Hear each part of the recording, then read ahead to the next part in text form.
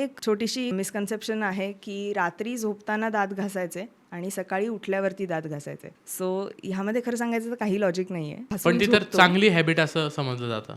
काय झालंय, आपल्याला लहानपणापासून 32 दात असतात ह्या पलीकडे कुणीही कधीही काहीही सांगितलेलं नाही. आपण जी प्रोडक्ट्स वापरतो ती आयदर टीव्हीवरती ऍड्स बघितलेल्या असतात किंवा शेल्फवरती buy one get one free जे काही दिसतं ते उचलून घरी घेऊन येतो. सो 2 ब्रशिंगमध्ये 12 तासाचं अंतर मेंटेन करणं गरजेचं आहे. तो रात्री जेव्हा आपण ब्रशिंग करून दात क्लीन करून झोपतो, रात्री आपल्या लाळेचं प्रमाणही कमी झालेलं असतं, झोपेत आपण काही खातही नाही. सो सकाळी उठल्यानंतर ऑलरेडी क्लीन माउथ परत क्लीन करण्यामध्ये काहीच लॉजिक नाही आहे. अच्छा. आता काही लोकांची धारणा असते की सकाळी उठल्यावरती ब्रश केल्याशिवाय दिवस सुरू होत नाही.